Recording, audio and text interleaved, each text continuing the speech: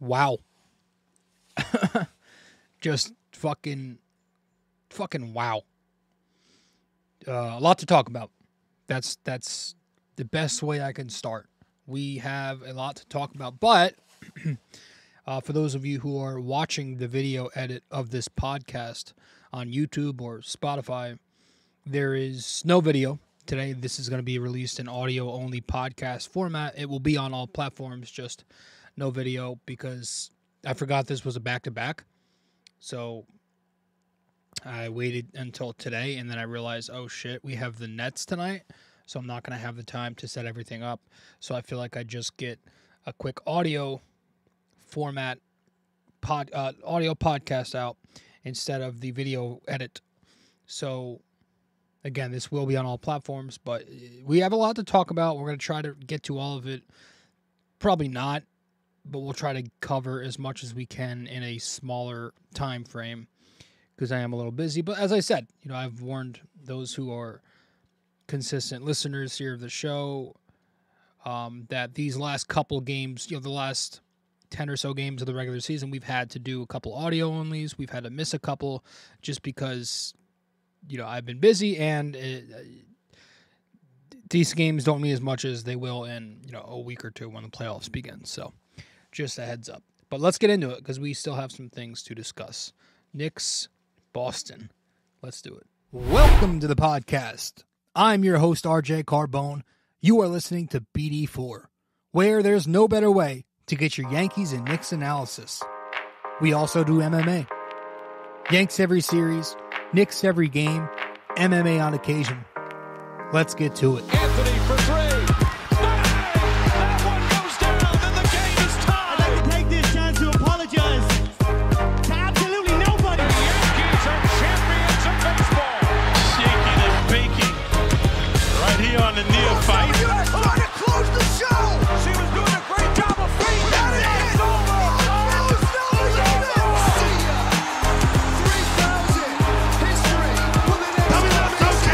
Don't you regret not coming to the Knicks? Don't you regret not coming to the Knicks?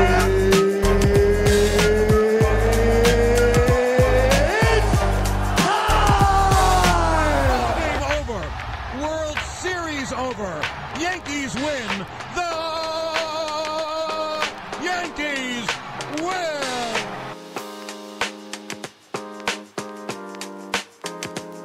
Wow. Like I said, wow. Yeah, listen. I'll start with this because for some reason we always have to make it not as impressive when it comes to the Knicks. I don't know why people keep bringing this up, but yeah, we'll say it. I get it. The Boston Celtics last night, they for a while now, they've had nothing to play for, right? They've already locked up the 1 seed. All right, they got their 60-plus wins out of the way. They have nothing to play for. So did they play with the same intensity that they normally would? No. Was this game an indicator of how it's going to go if these two teams match up in, round 2 or 3? Do they get that far? No, it wasn't an indicator because I think Boston's going to be better than what they were last night. But at the same time, you can't sit there and tell me that Boston, at one point in this game, the first half of the game, didn't want to win this game. They chose to play their starters. The same starters that they've been alternating, sitting out here and there. They chose to play everybody. So they wanted this game because it was the Knicks. And any chance Boston gets to stomp on the Knicks, they're going to try to do that. As they should, right? So they put everybody on the floor. And how did that work? Well, the Knicks for it took them a half before, maybe three quarters. The Knicks stomped on them. They stomped on them for 3 quarters before Boston emptied the bench. In the first quarter, competitive pace early. Both teams had some careless turnovers. But yeah, the Nova Knicks make an impact. And the Knicks were up 3 points. Second quarter comes, and that's really where the Knicks started to say, all right, fuck these guys. Let's put our foot on the pedal. And let's go win this thing. And they went on this 22-3 run to close the second quarter. iHeart was playing excellent in the period. The Celtics missed their last 7 threes of the period, and it was 69-49 at halftime. Third quarter comes, and Brunson is red hot with the three-pointer, with his floater. You have Mitchell Robinson and Josh Hart picking up and one finishes late in the period. And that's when Joe Mazzulla says, you know what? Fuck this. Probably shouldn't have started my starters. Let me empty the bench from here. And, funny enough, the Boston Celtics bench made a fake run in the fourth quarter, and that was with the Knicks starters minus Jalen Brunson in the game. You had iHeart out there. You had Dante out there. And the Knicks were playing really bad. They were letting up open wing threes and corner threes. And Boston actually made it a little too close for comfort. I think it came to 4. Maybe it was a little higher than that, but I think they pulled it to 4 at one point. Regardless, that 118-109 score that you see, if you didn't watch the game, that is not an indicative score of how this game went. I'll say it again. The Knicks were up by 31 points, and it was like that for the majority of the game. Brunson finished with 39 points. Tatum was Boston's leading scorer with 18 points to lead them. So there's that. So credit to the Knicks, because I'll credit them because I'm a Knicks fan, but I'm also a respectful NBA fan. Maybe not. But listen, what I'm getting at here, my job isn't to report and analyze on television. So I'm allowed to be a dick. But if my job was to give insight, report, and be a respectful analyst, I would probably try and do that. Instead of trying to spew an agenda, instead of trying to generate views, clicks, and instead of just being bitter, I try to be reasonable. Of course, that doesn't exist when the TNT crew exists. And I gotta say, man, I used to love those guys just a few months ago. Whenever it was, the last time the Knicks were on TNT, I think I came on here and said I love those guys. I respect them. They're so funny. Their banter, all of it. It's the best show on television. But I gotta say, man, it's kind of like war on me. I've lost a little respect for them, and in the past seasons, I've watched them even the B Squad, Tuesday nights, Thursday nights. I've watched them all the time, every week when they're on.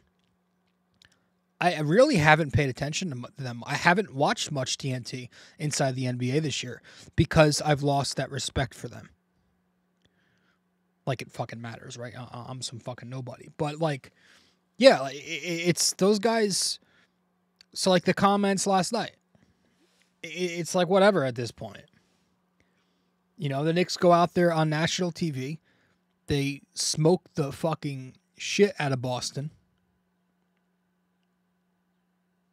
Really impressive. And then post-game, they take a few minutes to say, oh, yeah, they're going to get swept by the Pacers. The Pacers.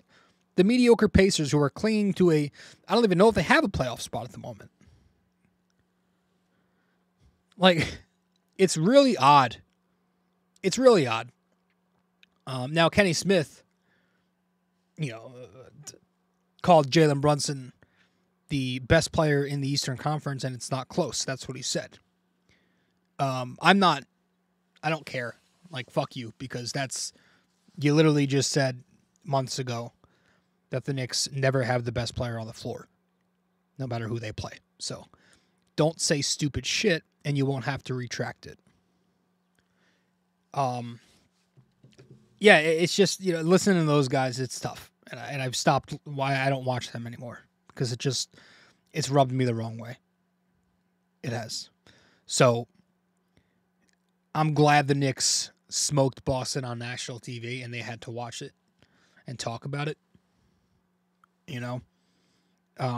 But yeah, it's interesting that they keep trying to move the goalposts as if the Knicks are this team that's in a finals or bust window.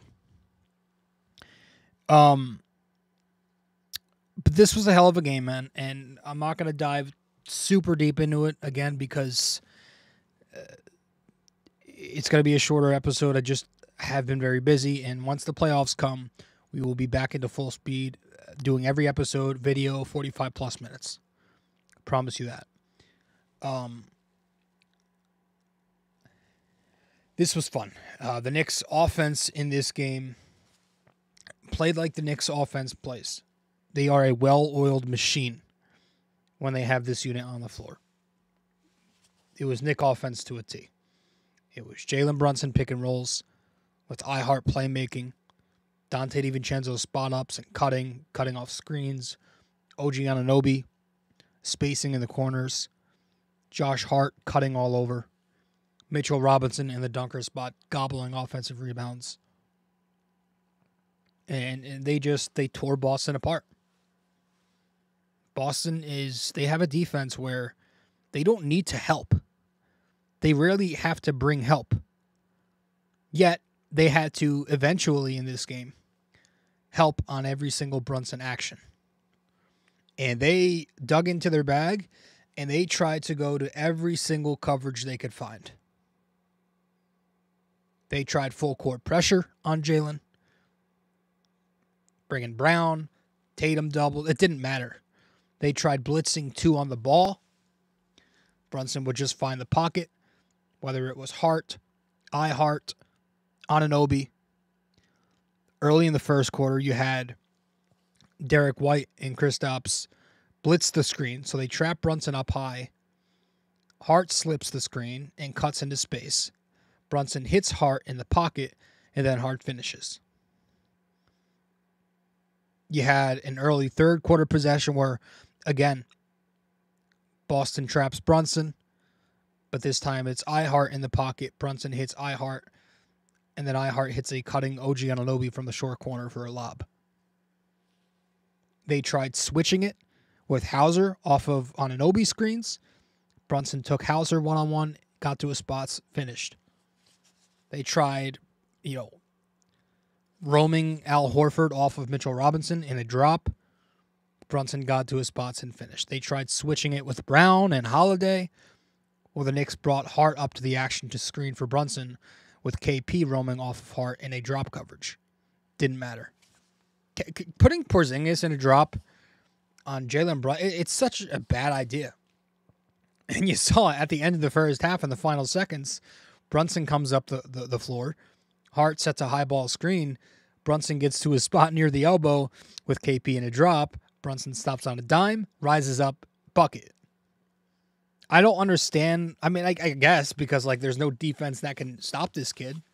So you try everything, but the drop coverage, it just doesn't seem like that's going into a drop on Jalen is probably the worst coverage you could go to.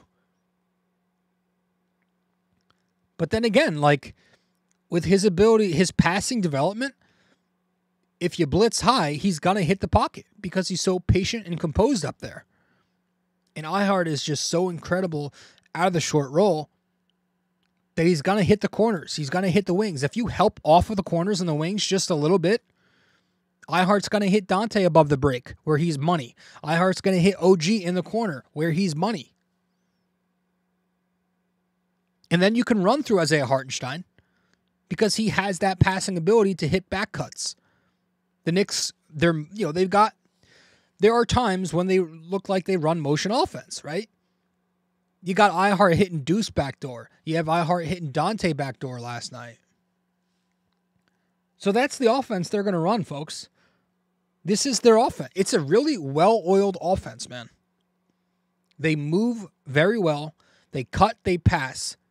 Yes, they're going to isolation, which is why the numbers aren't going to tell you that the Knicks are a free-flowing motion offense. Because everything comes down to a pick and roll into an isolation. And then a lot of time Brunson's going to get a bucket. Or he's going to hit the open outlet. So that was just really telling.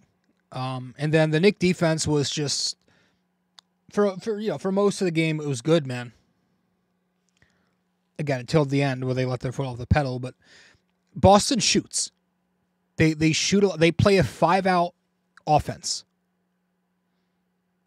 But the Knicks are able to play that with their length and their switchability to make them uncomfortable in doing so. OG Anunoby's length, he can switch because he can close the gaps. He's very versatile. And the Knicks destroyed them on the glass. They killed them in the secondary. Their help defense was tremendous on the back line. Hedging up front, bringing help in the back. They didn't play much drop last night, which was good because usually that's how they get killed by Boston in the pick and pop is when they put Mitch in a drop. He has trouble coming out. But I got to say one thing about this Boston team. They are very talented. We know that. They're very good. One thing I don't think they have that the Knicks do have is mental toughness. I think they're mainly skill, where the Knicks are mainly hard work. Boston's talent. I think they're incredibly soft. I don't think they have the toughness that the Knicks do. And when you're going into a postseason and officials swallow their whistles a little bit, the physical team usually benefits from that. And the most physical team in the Eastern Conference is, you could make a case Miami, but the New York Knicks. So I'm not saying anything. I'm not saying I think the Knicks will defeat Boston in a series. But I do think they're soft. And I do think that could help the Knicks. And I think there's a world out there where the Knicks can make this a competitive series. Do they eventually meet? Can I say that? We saw some Precious Achiuwa minutes last night. Found that very interesting, but I guess when they took Hart off the floor, the Knicks needed someone to defend the wing, to glue to Brown. But this Knicks defense, let me tell you something, man. If they play Boston, the Boston Celtics have never matched up with the Knicks having OG Anunoby on their roster yet. That last night was the first time OG played against the Celtics in a Knick uniform. And again, with their switchability when it comes to OG, and if they do give Precious some situational minutes, you switch on to Porzingis, and you to be able to switch onto Porzingis and still make him take tough shots, that is such a win for the Knicks. Because guys like Precious can switch everything, 1 to 5. They can guard the wing. They can guard Porzingis on the perimeter. And you think if Mitch is, which he's been off and on, he's not been great. So if he's still not 100%, let's say the Knicks do run into Boston and they both make the second round, like Precious is important for that. Because when OG is on Tatum, that's less help needed on those high pick and rolls. So it's going to take away those open kickouts to the wing, to the corners. So if you get a OG and Precious lineup, you could switch. You can switch it. You're not gonna lose anything there on a pick and roll. Mitchell Robinson has some trouble going out to the perimeter and staying mobile. He can, right? He blocks a lot of shots on the perimeter. But I would say the Knicks' best switch big of the three is absolutely Precious. So I liked his minutes last night. Man, it was good to see that win. So, game balls, Jalen Brunson is getting the game ball among the starting unit. 39 points, 15 of 23 shooting, 6 of 11 from 3, and 3 of 5 at the line. God damn it, I wanted him to get the 40. Would have been nice to have him score 40 for, 3 fucking consecutive games? I'm losing count. 4. Would have been nice. But he missed the free throw at the end there. Tibbs took him out. But just, it's unbelievable how far this kid has come. For a guy who I really did not think would be this. To see him do this and do it so efficiently and effectively, it's incredible. Again, you can try any coverage you want. You can blitz. You can switch. You can drop. You can go into an ISO. You can full court press. Try any kind of coverage. Hedge his screens. The man is going to get to his spots and score. And he's going to do it very efficiently. Jalen Brunson is just fucking sensational. He's a masterclass scorer.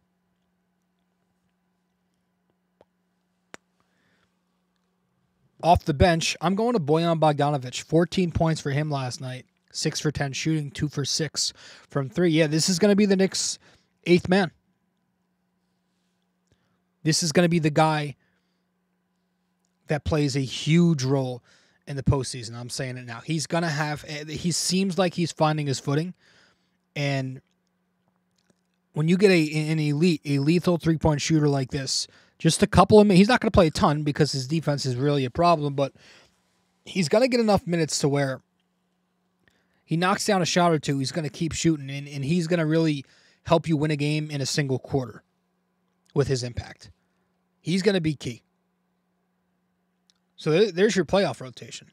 And we'll talk more about the playoff stuff, the standings, the seedings, the rotation in this episode that we're going to have out tonight, or maybe we'll release it in the morning, Knicks Brooklyn. We'll have more about that stuff, matchups and everything in the next episode. But, yeah, this was remarkable. I don't care that Boston isn't playing for anything. They played their starters. They were trying to win this game at one point, and the Knicks are the reason that they stopped trying to win in the fourth quarter before they made their fake comeback. They're a soft team, and I don't say that in a disrespectful manner. I just say that as they don't seem to have that mental fortitude. And everybody's jerking Boston off. I get it. They haven't won shit since 2008. Let's be real. They've dominated regular seasons plenty. They haven't won shit yet. Since 2008, them and the Knicks, 0 championships. So I don't care how much that hurts your feelings if you're a Celtics redneck, but it's the truth. You haven't won shit. So let's stop bowing down to this team and maybe just be a little tough and fuck it. Bring them on. Can you tell I hate the city of Boston? New England. Whatever the fuck they call it over there. Yeah. Good win. Let's get to our break. When we get back, we'll wrap it up with our trivia question. And I think that's going to be it. Oh, yeah, Joe Mazzulla called the Knicks desperate. Who cares? He's scared, obviously. They are the 3 seed who possibly could get the 2 seed by the end of the next couple of games here. So I don't call that desperate. I call that a tougher team Again, a team that plays with more grit. All right, let's get to a break, and when we get back from break, we'll get to our trivia. Stay with us. Hey there, thanks for listening in so far. If you enjoy this episode, please give us a 5-star rating and review on Apple Podcasts. And if you're on YouTube, don't forget to like, comment, and subscribe. Thanks so much.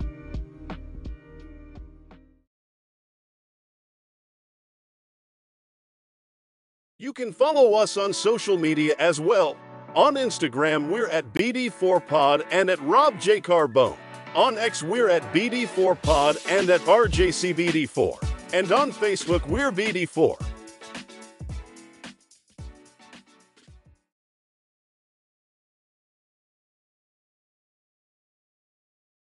If you're interested in our website, just go to www.bd4blog.com.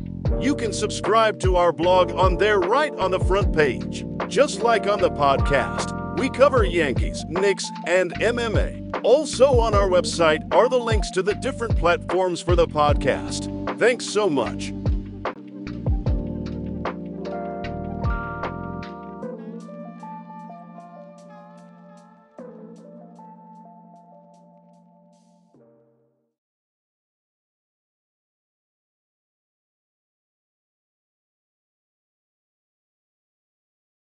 Studio 69 Productions is a podcast production agency created by Leo Rodriguez to allow content creators to market their podcast.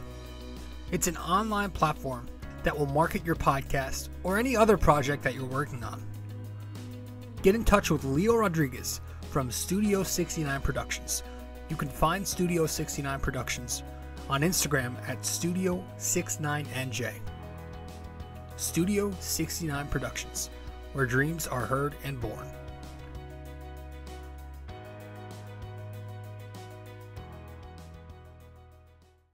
Thanks for listening to BD4, where there is no better way to get your Yankees and Knicks analysis. We also do MMA, Yanks every series, Knicks every game, and MMA on occasion.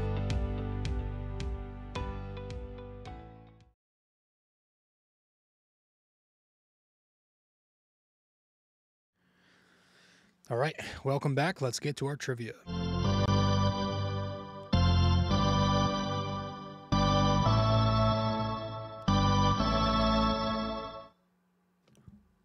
That was the wrong question there.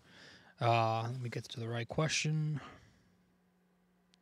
That's if you're watching on the screen. Here we go. This episode's trivia question is: last night, Jalen Brunson jumped to 4th in Knicks history for total points in a season. Who did he jump over? Last night, Jalen Brunson jumped to 4th in Knicks history for total points in a season. Who did he jump over?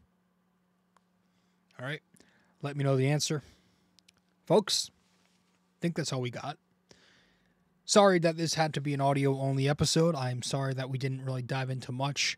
I don't know that there's going to be timestamps down below because this was kind of just a jumbled version of my thoughts. Didn't have much notes on this. But we will be back for this Knicks Nets episode with a full video format episode, detailed and the usual.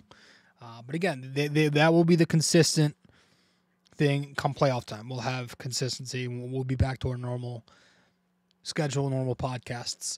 So, appreciate you, though, for listening, and maybe you're on YouTube, Spotify.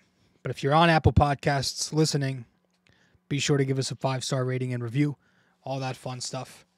But that's it for this episode. The Knicks beat the Boston Celtics at the fake Canadian Garden. Pretty big last night. Pretty big. So, look at that final score. Don't believe for a minute that was how the game went. Thank you, and I'll see you guys on the next show. Knicks Nets. This episode was brought to you by Anchor. Hey there! If you stayed the entire way through, we thank you immensely for it. We hope you enjoyed this podcast and that you come back for the next episode real soon. Don't forget to like, subscribe, comment, Download these episodes and share them with your friends as well. BD4 is a 5-star podcast simply because of you. And we'd like to keep it that way. Have a wonderful day. Go Yankees and go Knicks.